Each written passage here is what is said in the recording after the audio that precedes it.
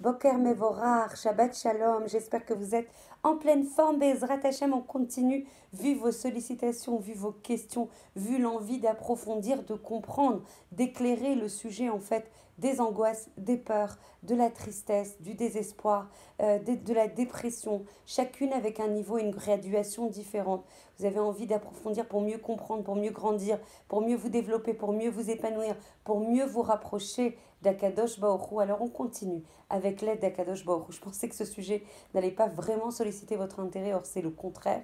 Dans ce dor, malheureusement, beaucoup de gens sont touchés par ces sujets-là, par ces sentiments-là, par cette tempête. C'est ça la définition d'une harada.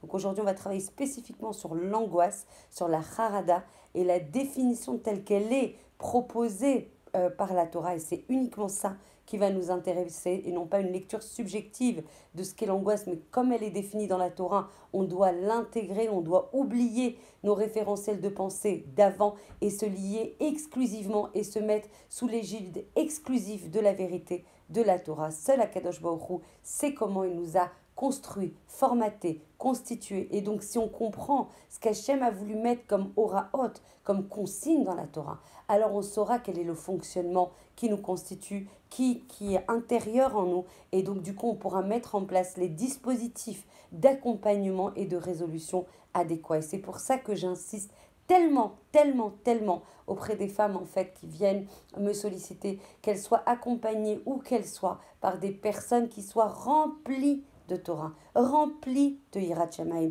remplies en profondeur des mécanismes intérieurs, profonds, essentiels que propose la Torah au niveau de l'être, au niveau du lien entre la Neshama, le Nefesh, le Gouf, sinon la personne ne peut pas accompagner efficacement, elle va traiter les taux de sa hôte du problème, donc les résultats du problème, c'est-à-dire les haradot, la dépression, la tristesse, le désespoir, etc.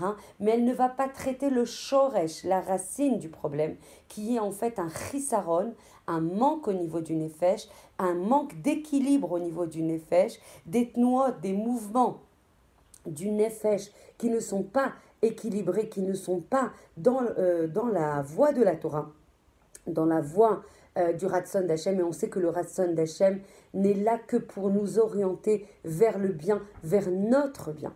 Une fois qu'on a dit ça, on a dit que la harada, donc l'angoisse, c'est une tempête de sentiments. C'est un manque d'équilibre au niveau du nefesh. Ça émane. Pourquoi il y a cette harada? Parce que justement, cette angoisse, parce que justement, il y a une inquiétude, une peur de la perte du bien qui constitue et qui est présent à l'instant T dans notre vie. Donc en fait, cette inquiétude, cette peur de perdre le bien qui en fait traverse notre vie est constitutif et définit l'angoisse. Donc on a du bien dans notre vie, dans notre santé, avec les enfants, dans notre parnassa, dans notre présence par exemple à Yerushalayim, dans notre aliyah, dans notre shalom bayit, peu importe les domaines en fait qui recèlent le bien, et on en a énormément par les chasdés Akadosh Baruch Hu, par les bienfaits d'Akadosh Baruch Hu. Donc en fait, l'angoisse matérialise une inquiétude, une peur de perdre ce bien qui est inhérent en fait aujourd'hui dans notre vie. Il a peur de perdre, cette personne a peur de perdre le matzav existant qui est bon et qui recèle le bien. Par rapport à quelqu'un qui a du yishuv hadad, yishuv ça veut dire qu'il est installé en fait au niveau rationnel, au niveau cartésien, il a ses pensées qui sont équilibrées, il a ses sentiments qui sont équilibrés, il a sa kirvat Hashem qui est équilibrée, il a sa avodat Hashem qui est équilibrée. Et bien quand il y a harada, tout est en ébullition. Tout est en manque d'équilibre. On parle alors de pizour hadat. C'est quoi pizour les phasers?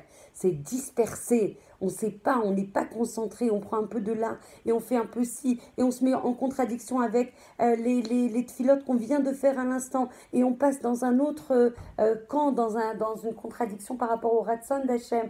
On n'est pas dans un kivoun plein, entier, vrai, concentré, réfléchi, avec le moar, avec le sechel. On est en pizour, on est en dispersion en fait du nefesh.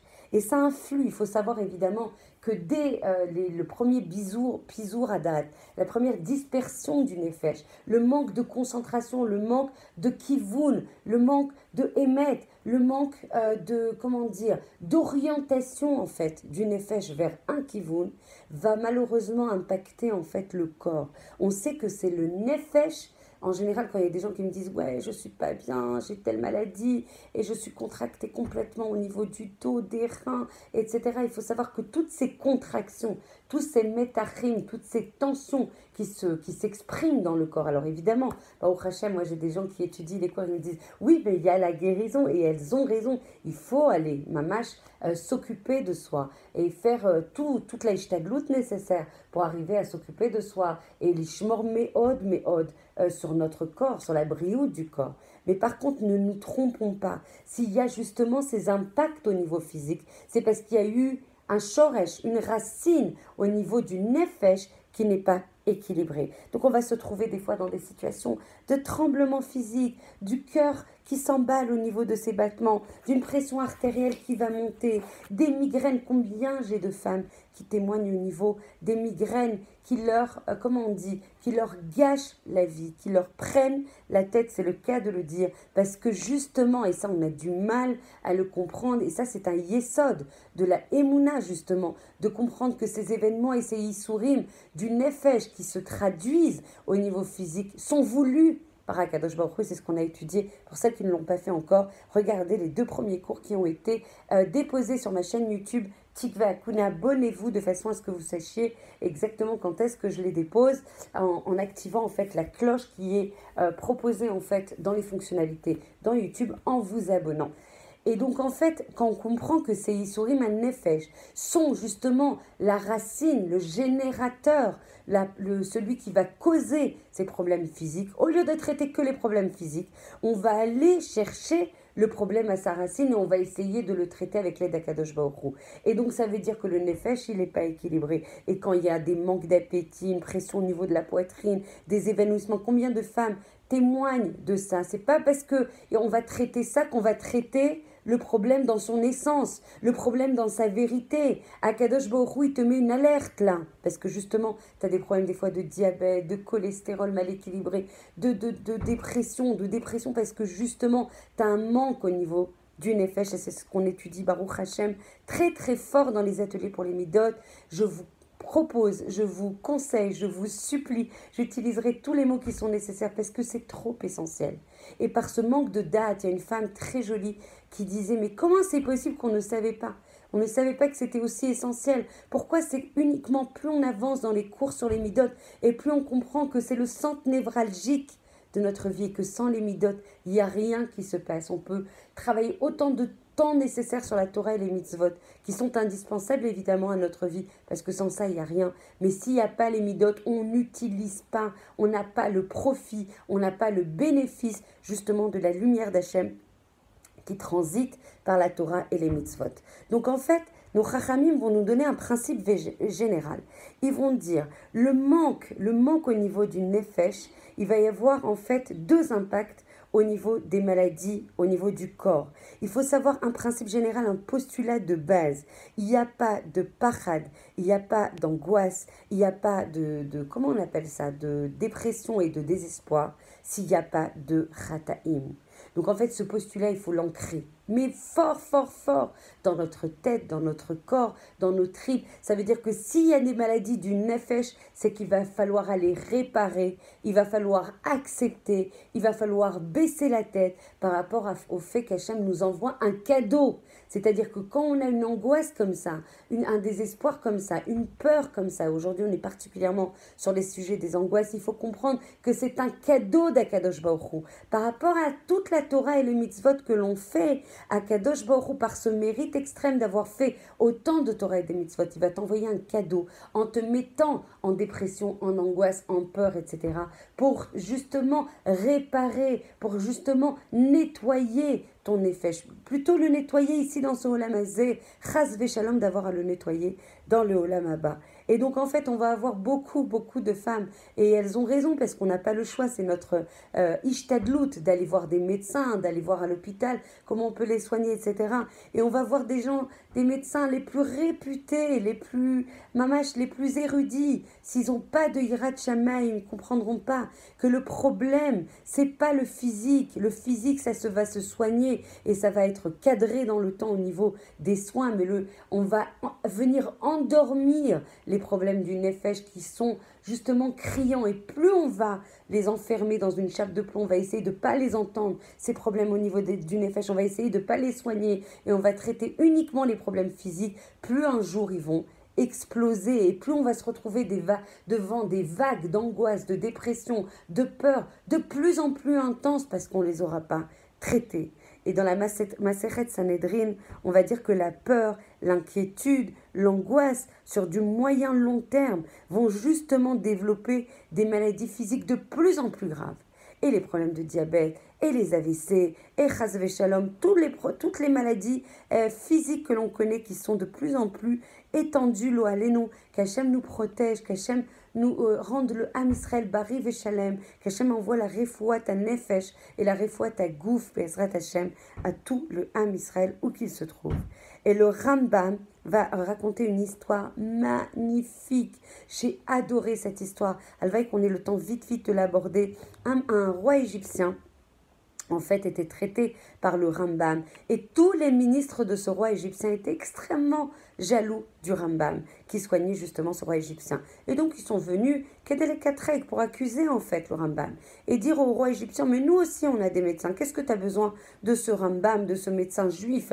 Nous aussi, on a nos propres médecins. Ils sont beaucoup plus experts et beaucoup plus talentueux que le Rambam. Alors, change-le. Alors, le roi égyptien, il a dit, d'accord, alors venez, on va essayer quelque chose. Vous allez vous octroyer chacun un Raal, donc le Rambam et le médecin en fait égyptien. Et vous allez vous octroyer le Raal et celui qui arrive à neutraliser le Raal, le poison que vous allez vous injecter, alors ça sera mon médecin. Qu'est-ce qui s'est passé? Le médecin musulman a composé, a constitué, a fabriqué un poison qu'il a administré au Rambam. Et le Rambam a dit, moi, c'est pas ma vocation d'empoisonner les gens. Je suis là que pour apporter la réfoua, pour apporter avec l'aide d'Akadosh Baruch Hu la guérison. Donc moi, je compose pas, je fabrique pas de Raal que j'administre à ce musulman, à ce médecin musulman. Moi, je ne fabrique que de la réfoua. Donc je vais lui donner un verre d'eau et on verra comment tout ça va s'orchestrer. Donc en fait, le médecin musulman, il a administré en fait le poison au Rambam, qui a prié beaucoup et qui a fabriqué avec l'aide d'Akadosh Baruch Hu un médicament qui a neutralisé ce poison et il n'a pas été malade, il a été sauvé, il est resté bari v'shalem grâce à Akadosh Baruch Hu. Et le médecin musulman, il a bu l'eau la plus simple, la plus naturelle possible que le Rambam lui a administrée. Et là, tout d'un coup, le médecin a commencé à se dire « Ah, mais je ressens rien, mais peut-être que c'est un Raal spécial et peut-être que je vais être malade que dans une semaine. Peut-être qu'en fait, c'est quelque chose qui va les pachettes quand je vais manger de la viande. Alors j'arrête de manger de la viande. Oh là là, peut-être que ça va s'étendre ce poison quand je vais commencer à boire. Oh ben j'arrête de boire. Ah, peut-être que ça va arriver en fait tous les lundis du mois. Oh là là, il était tétanisé de peur par rapport à tous ces événements qui pouvaient causer sa perte, juste en y pensant, juste en l'imaginant, juste en présupposant que ça pouvait arriver. Et en fait, à cause de son dimayon, à cause de son imagination, à cause de son angoisse, à cause de ses peurs, il a eu une crise cardiaque et il est mort. Il faut comprendre en fait, très très important, et du coup le médecin égyptien a continué en fait à dire au Rambam qui serait son médecin, il n'a pas compris du tout, il lui dit « Mais il est mort de rien, je lui ai rien administré, c'est juste une imagination. » Et donc du coup en fait, toutes les haradot, il faut comprendre que tout le reste, ça n'est qu'imagination. Elle n'arrive que pour les tovater, elle n'arrive que pour les